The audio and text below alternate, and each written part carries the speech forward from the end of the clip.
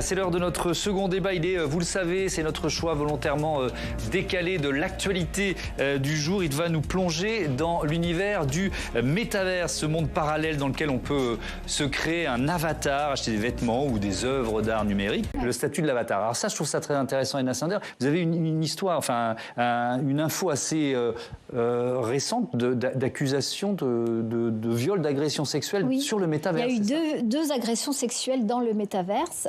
De deux jeunes. Est-ce que vous pouvez nous raconter?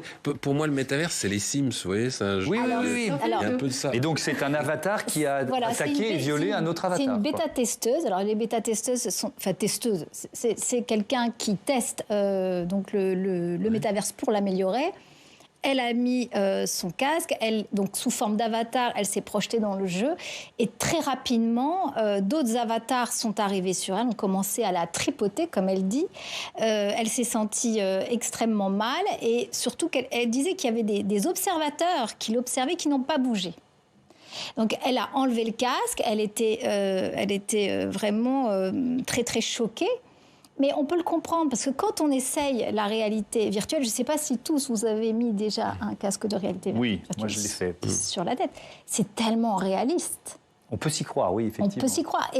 Et donc elle s'est sentie vraiment agressée. Elle s'est sentie agressée. Alors, suite à ça, parce que ça a fait scandale évidemment, suite à ça, Meta a décidé d'avoir un bouton stop, un bouton de sécurité. Donc, alors imaginez quand même, c'est-à-dire que je suis... via mon avatar dans le métaverse, et je me sens... j'ai peur. Je me balade dans une nuit, dans une rue sombre le soir, et j'ai peur. J'appuie sur mon bouton de sécurité. À ce moment-là, se crée une bulle de sécurité d'1,20 m autour de moi, et personne ne peut m'approcher. Vous avez peur de quoi dans une rue virtuelle sombre? Pardon de poser cette question, en fait, mais je comprends. Entre le... Mais oui, mais c'est ce que dans votre salon. Mais non, mais c'est ce que disait à ce moment-là tout à l'heure. Mais oui, mais sauf qu'on finit par y croire quand on est. Le cerveau finit par y croire. C'est comme un film d'horreur, on arrête de regarder. Non, enfin, je pose des questions idiotes. C'est tellement immersif que la sensation d'insécurité peut être tout à fait la même que dans une rue réelle. Ouais. Mais ce qui est terrible, c'est que ce qui est terrible, en tout cas, si en question, là, c'est que l'avatar n'est pas une personne. Alors, juridiquement, n'est pas considéré. Eh bien, je vous redonne la parole, puisque c'était votre troisième point. Pour l'instant, c'est quoi? C'est un espace de non-droit? C'est-à-dire que quelqu'un qui viole via son avatar sur le métavers, Mathieu, voilà, mettez-vous à la place de celle qui l'a subi et qui le vit mal, ça ne peut pas que faire rire.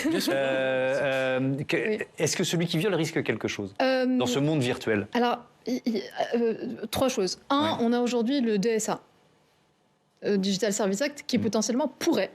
on ne sait pas encore, on verra comment la Commission européenne va évoluer en termes de doctrine sur le sujet, mais pourrait peut-être cadrer ou encadrer la question des métavers.